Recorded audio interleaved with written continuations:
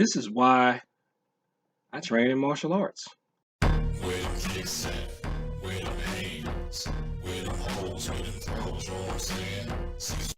And while they were here, they always wore masks. Just get the damn vaccine. This video is dedicated to the situations involving Johnathan Price and Barry Washington Jr. I hope that when I make these martial arts philosophy, wisdom tactics, advice videos, that people think that I'm doing this thinking that I'm better than the people who are victims of the horrible things that I have talked about. That is not the case, and I certainly do not think that I am perfect.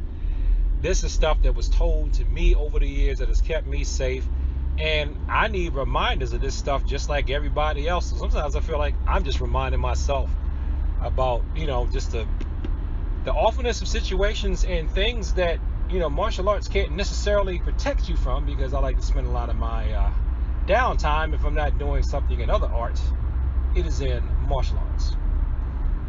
The thing that amazes me about these situations is the callousness that some people have towards what's going on. Now, the Johnathan Price situation, if you don't know what happened, he was killed because he tried to shake the hand of a police officer. There was a domestic violence situation going on. He was at a gas station, and a white couple, he's a black man, he was a black man, and a white couple was arguing.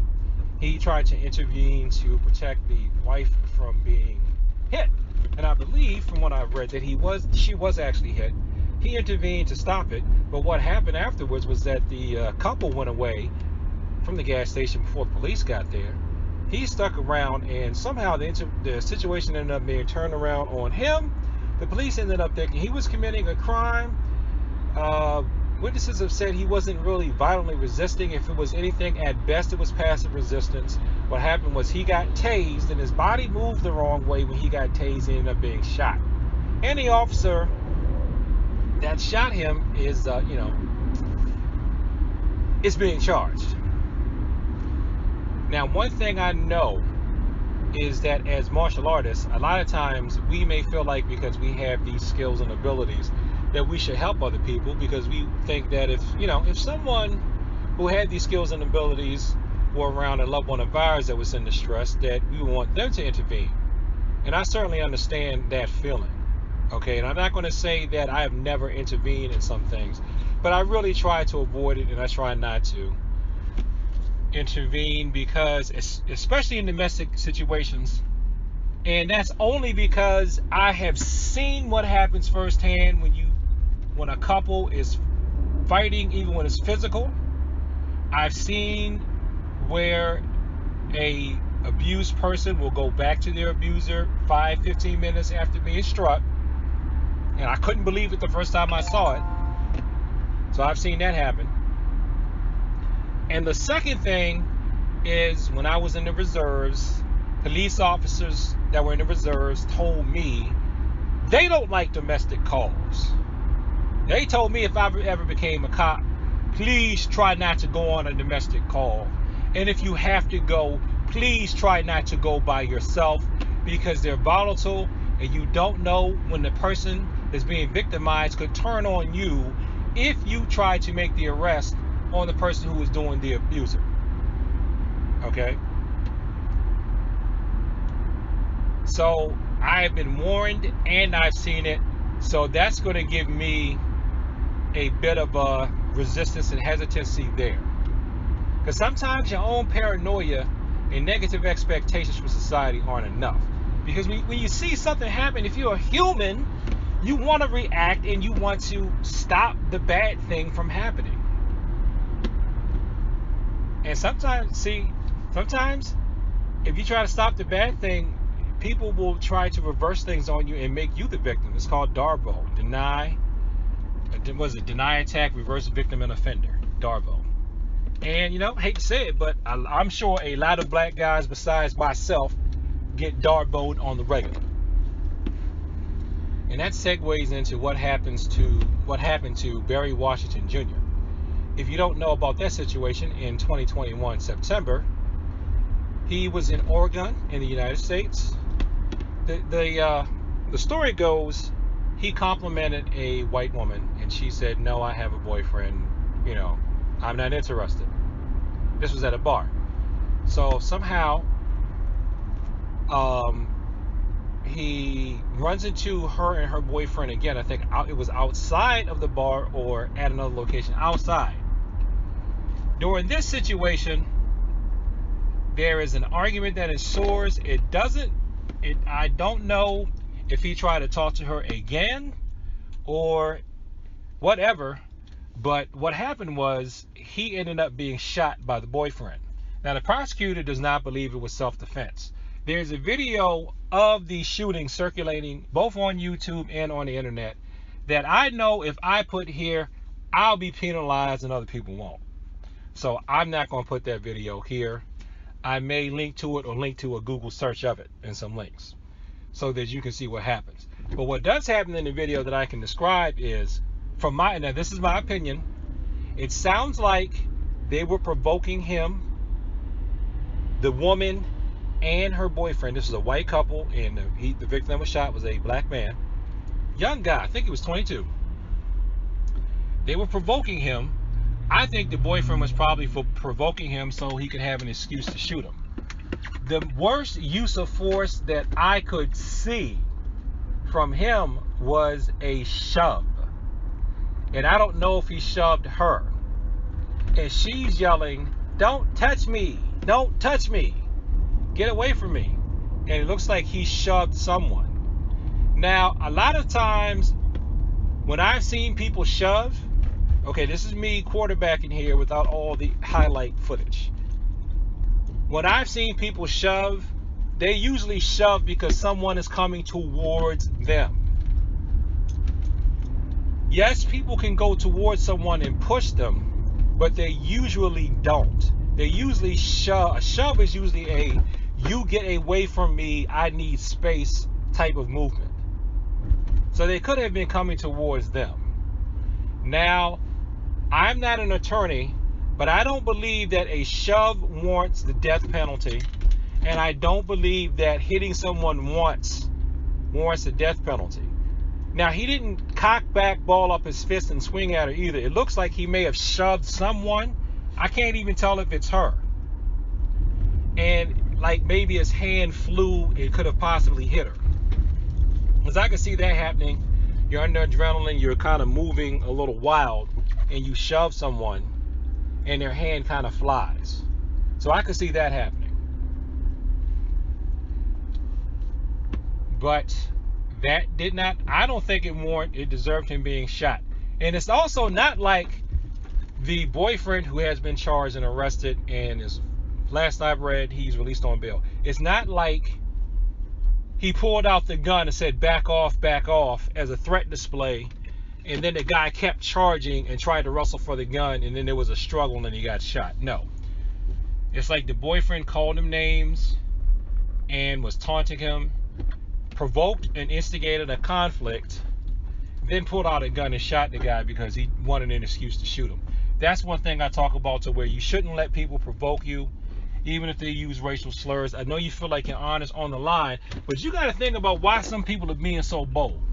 And this is especially true if you're a martial artist. And this is especially true if you're a big guy like me. And this is not an original Cecil idea. This is something one of my brother's friends told me back in the day. It's like, you got to wonder why this person is being so bold. What makes them so brave? They must have an ace up their sleeve some kind of way. If it's somebody that you feel like you know you can beat, and they still feel brave enough to talk smack to you, you should think they have a weapon, either a knife or a gun or something, or they got somebody standing behind you that's going to jump in. Or they got boys standing nearby that's going to jump in. Or they got girls standing nearby that's going to jump in. They got some kind of help, some kind of way. Because they wouldn't be that bold. And now, because of that, that young man is dead. And the callousness, I really shouldn't be shocked. I want to be shocked, but I'm really not, because I want to have more faith in humanity, but I don't. She's laughing in the video about him being shot while they play Dr. Dre's music in the background, and she's talking about, yeah, that's what an N-word gets, and the Dr. Dre song has N-word in it, like the irony there. So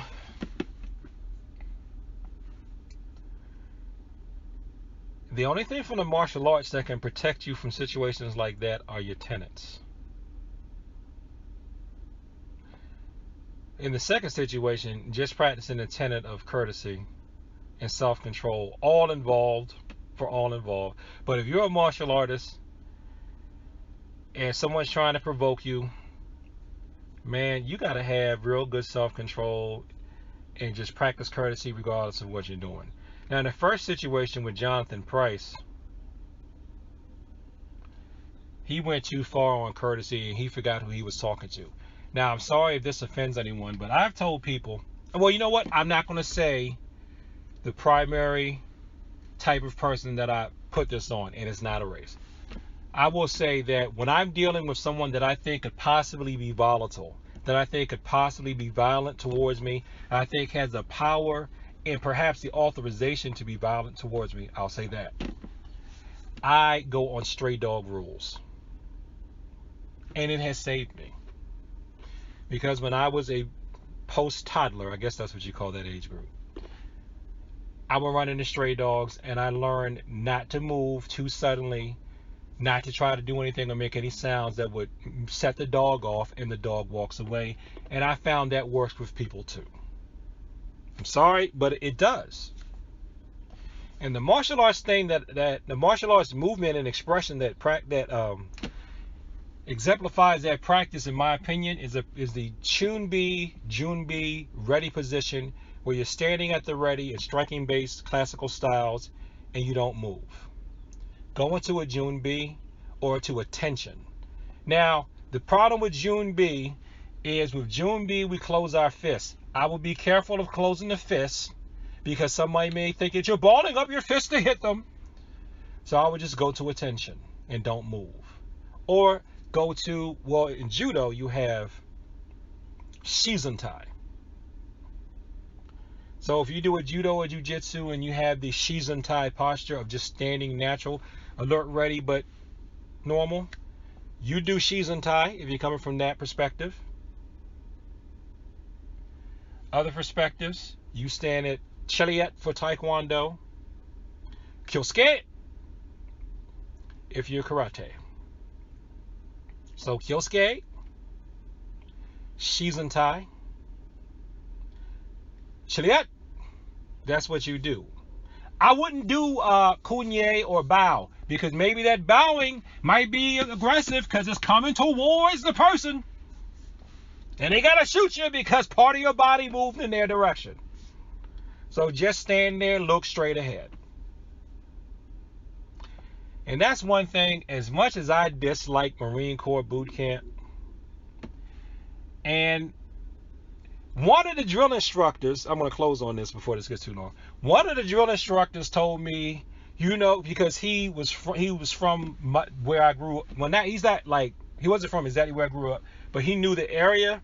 He's from the DC area. Okay.